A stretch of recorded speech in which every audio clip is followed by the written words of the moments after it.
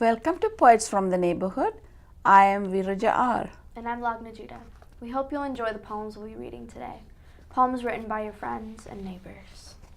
First poem I'll be reading is from my book called This Is Our War. This is Tangerines. I used to spit out tangerines onto the awning below, drinking all the juice out of the fleshy treasure chests and expelling the shells. The inside is all that counts, I'd heard. The chewed up orange star strewn across the rusted metal, standing out among pieces of junk, faded gum wrappers, blackened banana peels from the people downstairs, and my cousin's broken toy cars. No one bothered to look for trash above their heads. It was hard to clean things they couldn't see, and years later, when I learned to eat the whole thing, I only spit out seeds.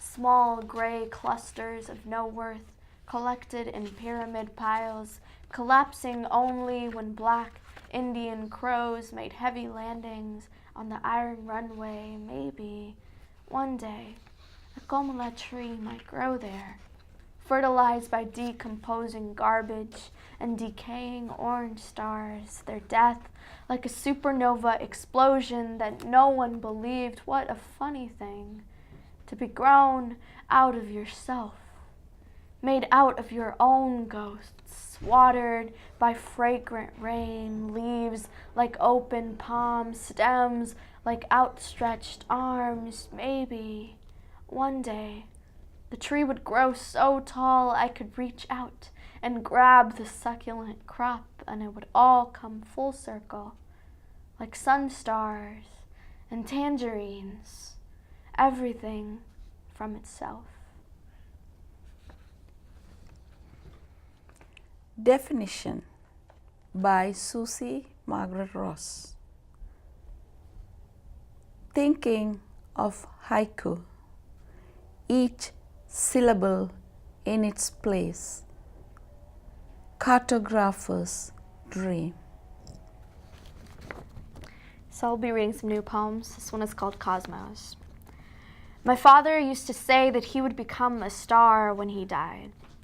I could look up and he would be there, dark, forgiving, present. I would stare at the popcorn ceiling every night and draw his face into the constellations. There are almost always little remnants left out. Remember that. We impose ourselves into these splattered galaxies. Anything we forget can find a home. He would tell me sad stories, and I would cry out fragile and luminous suns, though I was too young to understand what he really meant. My telescope eyes losing focus, missing the moment. We can talk to these past explosions, converse with the dead. What would they sound like? Would they know we were listening? When we flew over the world, that was the closest I had ever gotten to death, to chaos. I could hear the voices from below and the silence from above. The sky only seems big because you are small now. Everyone we know ends up here. One day, you will return to my arms, whatever country we may end up in. His broken language would bother me. My brows would furrow, my anger a fusion of sound and the speed of light. He did not belong here. This language is baggage, and I cannot yet find the claim. These are my ghosts. I carry them with me, and the words stay hidden like the universe in the daytime. I took the words, and they poured out with my late-night coffee, the death of an idea and the birth of a new universe, a black hole, and he would be the speed of light, the rebirth, years after the explosion. What is the writer but a maker of cosmos, someone once said. Shifting time continuum, a shared blank space, you will find yourself propelled into the vast black. You too, a star.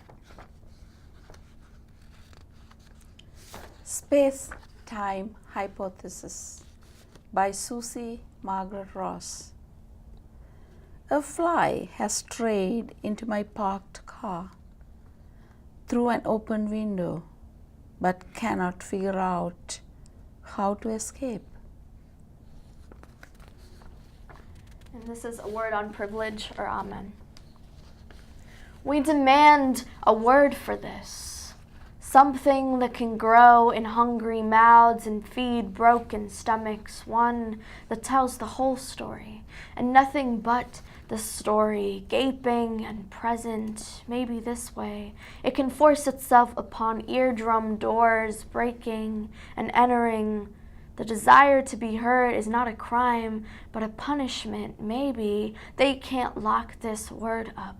They can try and erase it from books, screens, mouths, but there will still be whispers. There will still be the unexplainable urge to say things that should not be said. This word will do that. It will find itself on littered streets and rising from the smoke on black skin, brown skin, covered skin. It will become more whole than empty, and syntax will collapse into a pre-existing puddle, leaving room only for change. This word will change. It will inhale and exhale all at once, raggedy, yet steadfast. It will not be used. It will be experienced. A whole body, a whole woman, round and certain, in your tongue, curling around the calm, breathing around the teeth. This word will cry out tears without trailing into defeat. This word will rise at the thought of the holy ground, swim at the touch of a silence, be at the threat of an invisibility cloak. Can they give me this word? Does it already exist? Is it called all? Or white, or no, it must not exist for us. It must not be understood. It must not be found in dictionaries, since the place of origin would be this fire, this nowhere, this rage, this place where ashes rest on the ground after the fact and cannot be found. It must not be found by them, as maybe they will shoot it, steal it, make it their own, have it sound different with their fear, have it feel different or not feel at all. I think they forgot how to see right, how to be colorblind with the skin is the absence of color, how their language is an amalgamation of our fight, how they have not fought their own. This word will teach them. It will be like bullets and banned pistols, screams and pooled blood, songs and church choirs. It will breathe like weight, like pages, like us. It will also forget, but have the sense to try to remember. It will also pray, but know that more must be done. It will even fault, but know that it has done so. This word will fault, but it must do so. How else can it help us learn? Fly Away by Tanya, Radic. Snuggling away from the wind, sometimes they fly away, sleep in a cave, escape the wind, duck under a roof, hide in a tree. I'm not afraid of the rain, the wind, the lightning and the storm. The birds will come back and I will play again. Thank you for watching Poets from the Neighborhood. We hope you'll join us again soon.